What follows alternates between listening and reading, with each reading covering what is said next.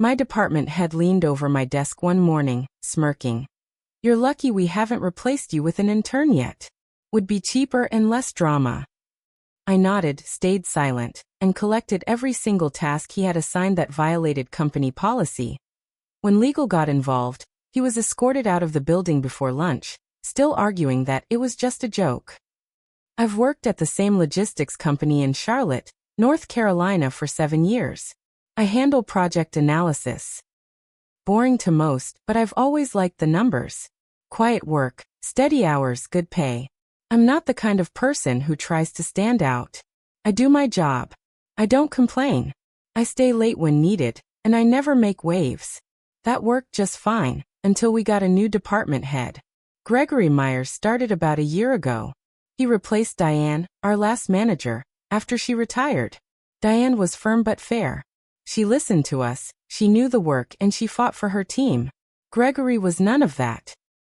He came in on his first day dressed like he was going to a country club.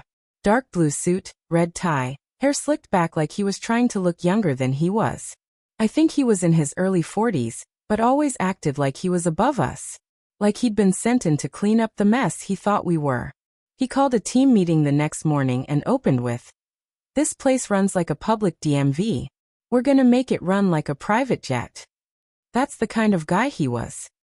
All sound bites, no substance. At first, he didn't even notice me. I liked it that way. I kept to myself, kept my head down. But after about a month, he started piling tasks on me. Not regular tasks, impossible ones. End of quarter financial projections in 24 hours. Full vendor reports he wanted rewritten to be more optimistic. He'd email me at 10 p.m. asking for models by 7 a.m. The others got it too. Melissa in accounting, Rick in operations. But I got it the worst. Because I didn't push back. And then came the comments. The jabs. At first, it was in front of other people. "You've got the personality of a spreadsheet, you know that? Jesus, say something once in a while. It's like working next to a ghost. We could probably replace you with an intern and get more energy. Would be cheaper too." The worst part? He'd smirk after. Like it was funny. Like we were all part of some inside joke. One Monday, I came in early, like I always do. And I heard him on the phone before anyone else showed up. His door was cracked open. He was laughing. "Yeah, the guy does solid work, but he's a wet blanket. Doesn't talk, no team spirit. I swear we could replace him with an intern and save 10 grand easy. Less drama too." He saw me. He must have known I heard. He leaned out from his door, still grinning. "You're lucky we haven't replaced you with an intern yet. Would be cheaper. Less drama." Then he winked and went back to his call. That was the moment something clicked. I didn't react. I just nodded, walked to my desk, and opened the file I'd started months earlier. A file called Greg Policy Violations and Red Flags. You see, I'd been documenting everything. Every shady assignment, every sketchy shortcut, every time he told someone to just fix it later, when something didn't pass compliance. At first, it was just for me. I didn't trust him. I had a bad feeling about him early on. So I started saving emails. Taking notes. Quietly asking coworkers for copies of messages where he contradicted himself. Gregory had this habit of making people do unethical things, but never in writing. If he wanted you to do something risky, like changing a compliance date or skipping a secondary review, he'd call you. But I started recording meeting minutes and keeping summaries of everything he said. And it wasn't just about me. He once made Melissa redo an entire payroll report because the numbers made us look weak. Another time, he forced the procurement team to fast-track a contract that hadn't been reviewed by legal. That one nearly got us sued. Every time he did something shady, he'd say the same thing. "It's not illegal if we fix it before the audit." I had enough to fill 47 pages. Emails, meeting notes, task assignments, even screenshots of Slack messages he deleted later. But the last straw wasn't what he said to me. It was what he did to Rick. Rick's kid got sick. Really sick. Hospital stay, multiple surgeries. Rick asked to go part-time for 2 months. HR approved it. Gregory went around them. Changed Rick's performance evaluation to under review for inconsistent availability. Rick was demoted. He left a month later. That was when I knew I couldn't keep quiet anymore. I talked to legal. Quietly. One-on-one. I asked Jennifer, our legal counsel, if she had time for a concern about some policy issues. She agreed. I brought everything to our meeting. Printed documents, a USB drive with files, a list of witnesses. Jennifer didn't say much while I explained.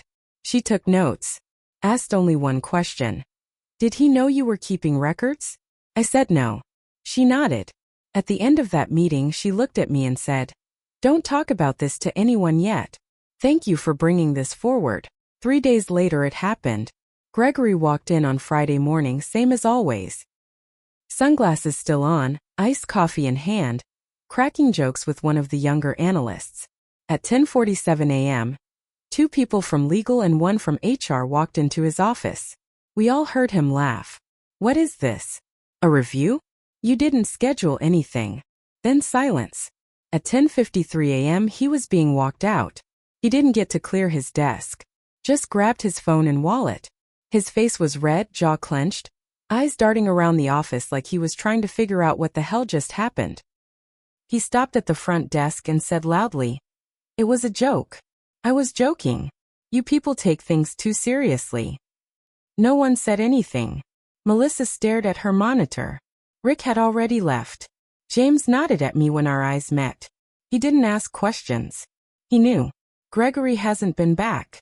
HR made an announcement the next week that our department was under review for internal process improvements. They didn't say his name. They didn't have to. No one jokes about replacing people with interns anymore. After Gregory got walked out, the office felt off. Not better. Not yet. Everyone acted like things were normal, but under the surface, people were tense. HR didn't give us any real answers. Just said, there will be changes to improve workplace culture. That was it. The week after he left, I noticed my emails were being forwarded to someone in legal without me CCing them. Quiet monitoring, I figured. I didn't mind. I had nothing to hide. But the tension started when a new temporary manager came in. Her name was Rachel Valdez. Sent by corporate. We were told she'd stabilize the department while we restructure. Rachel wasn't like Gregory. She was professional, kept her distance. But cold. Every conversation felt like it was being recorded. She asked a lot of questions about Gregory. Too many. About how he handled projects. About our involvement in certain compliance decisions. One afternoon, she pulled me into a conference room. "You were close to a lot of those projects, weren't you?" I stayed calm. "I did what was assigned to me." "Were you aware he was violating protocol when you submitted that vendor contract in January?" That caught me off guard. "I didn't submit that contract. I flagged it and he assigned it to someone else." She gave me a look like she didn't believe me. Then she changed the subject. "You've been with the company a while. Did you ever feel pressure to go along with Gregory's decisions?" I chose my words carefully. I documented what I was told to do. When I saw something off, I either flagged it or didn't participate. I brought everything to legal. She nodded but didn't write anything down. That bothered me. Later that week, Melissa came to my desk. She looked worried. "Did you get a call from internal audit?" I hadn't. She did. So did James. And apparently, they weren't just reviewing Gregory. They were looking into who else knew, and who failed to report. That's when it hit me. Gregory wasn't the only target anymore. They were looking at the rest of us. Me included. And then something strange happened. I got an email from Gregory. It was from a personal address. Subject line. "You happy now?" I opened it. The body just said, "You think they'll protect you? You think they won't throw you under too? I made one mistake. You made a list. That's worse. See you around." That shook me. He shouldn't have had my personal email. I never gave it to him. I forwarded it straight to Jennifer in legal. No reply. Just an automated received message. Then more things started going wrong. Files I had saved on our shared server vanished. Tasks I completed didn't show in the system. Rachel started seeing to higher-ups on emails questioning my workflow consistency. Felt like I was being set up. I stayed quiet. I printed every email. Made backups. Checked access logs. IT confirmed someone had logged into my profile from a secondary location on a Friday night. I wasn't even home. I was out of town. I gave them proof. The next week, Rachel called another one-on-one. We're reviewing your access history. There's some concern about file management. I told her exactly what I'd told IT. She nodded again. That same cold nod. You're very organized, she said. Almost too organized. Like you knew you'd need a defense file one day. That line stayed with me. Almost too organized. I left that meeting angry. I'd tried to protect the company. I'd done the right thing. Now they were circling me like I was the problem? I wasn't going down like that. That night, I called Rick. Told him everything. He told me he'd been contacted by a corporate investigator, but refused to talk without legal counsel. Melissa too. It wasn't just me.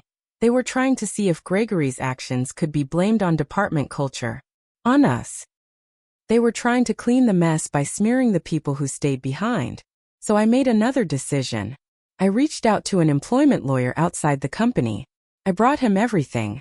The files. The erased entries. The email from Gregory. The interview questions. The weird login activity. He looked over everything and said, "They're setting you up to take partial blame. Classic corporate containment strategy. You need to protect yourself. Now."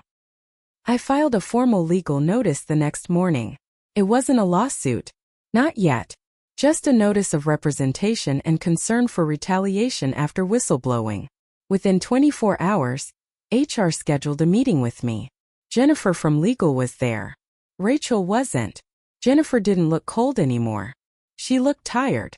"We've received your legal notice. You're not in trouble. But things have gotten complicated. There's pressure from corporate to close the loop on Gregory's actions." I asked, "And does that mean blaming me?" She shook her head. "No. But it means we can't protect you if you stay silent. We need full cooperation on the record." I told her I had nothing to hide. "Then you'll need to give a deposition." So I did. For hours. Under oath. Every detail. Every file. Every quote. Every time I said no to Gregory, every time I documented something wrong. The lawyer sat with me the whole time. Calm. Quiet. Taking notes. When it was over, Jennifer said, "Thank you. We believe you. We just needed to make sure corporate hears the truth." But it wasn't over. Not even close. Because 2 days later, someone else from the company tried to log into my private cloud backup. From a corporate IP. They were still digging.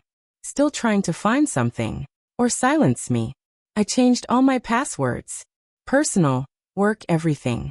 I stopped using the company Wi-Fi on my phone. Started logging every suspicious login attempt or server access in a private offline notebook. I even installed a cheap security camera in my apartment hallway after someone buzzed my door 3 times in one night. And didn't leave a name. Paranoia? Maybe. But when you realize a company is more focused on protecting its image than its people, you learn fast that paranoia is survival. A week after my deposition, the company made an announcement. They were doing a third-party compliance audit on our department. Everyone in the building heard the news. People were on edge. Rachel started acting different, more guarded. She wasn't walking around with the same cold confidence. She started holding team meetings again, pretending to care about morale. Offering free snacks in the break room. But I noticed something she didn't. She was avoiding me. No more one-on-ones. No check-ins. Nothing. I became invisible again, but this time on purpose. Then something strange happened. I got a LinkedIn message from a name I didn't recognize. Caitlin S. Said she used to work under Gregory at a different firm before he came to our company. The message read, "Hey, I heard your name come up from a friend. If you're dealing with Gregory Myers, I suggest you check the filings from Novatech Logistics, April 2021. There's a sealed case. You won't find it in the news." I didn't know whether to trust her, but curiosity won. I asked my lawyer to dig into Novatech. He called me back the next day. There was an internal settlement. Sealed. But the court clerk system still shows the case title and involved parties. Gregory Myers was named. So was their former head of compliance. The lawyer paused. Allegations of falsifying vendor compliance data. Retaliation. Whistleblower complaint buried. They paid out a quiet settlement and let Gregory walk. I just sat there. That was exactly what he was trying to do to us. To me. So he'd done this before. And they let him do it again. I told my lawyer I wanted to go public. He told me to hold off. Let the audit finish. Let them show their hand first. That same day, I came into work to find my access badge didn't work. Security let me in manually. Said must be a glitch. When I got to my desk, my company laptop was gone. Just gone. Replaced with a sticky note that said, "See Rachel." I found her in her office. Dorshut. No es mail. IT is reissuing your equipment. Standard procedure during audits. I asked if anyone else's laptops were taken. She didn't answer. I said, "You know I've cooperated with legal. I've done everything by the book." She smiled then, but it wasn't a kind smile. Sometimes doing everything by the book makes people nervous. I walked out. That night my lawyer called again. Said legal had reached out. They're offering a soft severance. Quiet exit. NDA included. You walk away, they clean up quietly, no bad blood. I asked what would happen if I refused. He said, "Then we wait for the audit report. But be prepared. They may try to find a reason to fire you before it drops." So that's what it was now. A race. Either they made me look guilty first, or the audit landed and showed what they were really covering up. The next morning Rachel was gone. Just gone. No email, no meeting, no goodbye. HR said she was transferred. No one believed it. A day later, Jennifer from legal asked to meet again. Just her this time. She closed the door and leaned in. This audit is going to name names. Not just Gregory. Not just you. A few people from higher up pushed to suppress internal reports. Rachel was one of them. I asked her what she needed from me. She looked tired. She said, "Just don't sign anything. Not yet. If you get pressured, let me know." Then she handed me a flash drive. "This is a copy of your submitted evidence. Keep it. Off-site." Something big was coming. I could feel it. 2 weeks later, everything exploded. It started with a calendar invite titled, "Department Audit Debrief Mandatory Attendance," sent by the Senior VP of Operations, who none of us ever saw in person before. Meeting was in the main conference room. Every single team member was called in: accounting, logistics, procurement, even IT. I walked in and saw 4 people from corporate already seated. Jennifer from legal was there too. She didn't look tired anymore. She looked ready. The meeting started at 9 a.m. sharp. The VP stood up. Short, gray-haired guy in his 60s, tie loose around his neck. Voice like gravel. We completed a third-party forensic audit of this department's operations going back 18 months. What we found was serious. People here are getting fired today. Others are under final review. You'll know which group you're in shortly. The room went dead quiet. He continued. This department head, Gregory Myers, violated over a dozen internal protocols, forced employees to do unethical tasks, tried to cover his tracks, retaliated against staff, and lied in internal records. That part wasn't shocking. We all knew.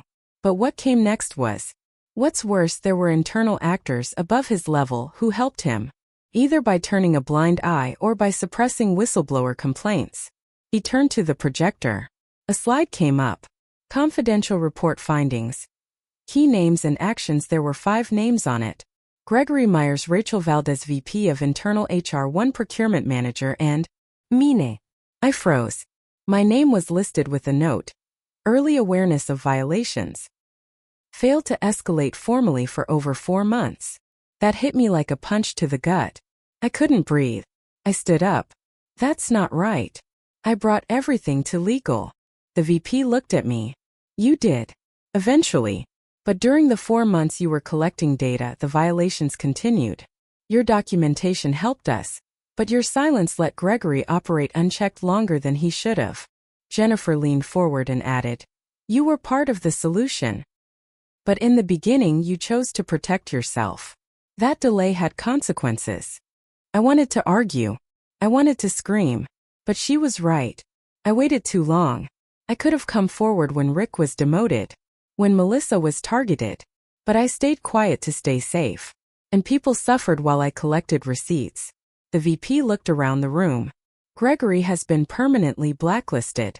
He won't work in this industry again. The same goes for Rachel, the internal HR rep who buried complaints. Gone. The procurement manager who helped fake vendor reviews. Under criminal investigation. He paused again. As for the rest of you, we're restructuring this department. Some of you will be reassigned. Some will be offered severance. Some, like my name, will be placed on a formal 6-month probation with oversight. I nodded. I didn't protest. I played it smart but not selfless. I was part of the mess. After the meeting, the VP pulled me aside. You helped end it. That matters. But don't ever sit on a fire like that again. If you'd come forward sooner, fewer people would have been burned. I went back to my desk. My real desk. They returned my laptop. My access badge. My files. Nothing missing now. Melissa came by with coffee. She said quietly, "You okay?" I nodded. I should have spoken up sooner. She shrugged. You still spoke. That's more than anyone else did. That night I got another email from Gregory. One line. You think you won? You think they're on your side? I didn't reply. I forwarded it to legal. The next day, Jennifer let me know they filed a formal cease and desist and a restraining order. She said the audit helped reopen the sealed case at Novatech. A real investigation this time. One that could lead to jail time for Gregory. Turns out my list, my file, was the missing piece they never had back then. As for me, I stayed. I accepted the probation. I worked under tight review. Every task checked. Every report signed off. For 6 months I was watched closely. I didn't complain. I'd earned that. But by the end of it, something strange happened. The new leadership team, real professionals sent from corporate, kept asking for my input. Quietly at first. Then more openly. By month 7 they offered me a promotion. Department Compliance Officer. Not because I was perfect, but because I learned the hard way what silence costs. I said yes. Now I sit in the same office Gregory once sat in. No sunglasses. No jokes about interns. And every new hire hears the same line from me on day 1. If something feels wrong, speak up. Even if you think it'll cost you. Because trust me, staying quiet costs more. And if they ever doubt it, I show them the framed copy of the final audit report that hangs on my wall. Gregory's name is blacked out. But mine isn't.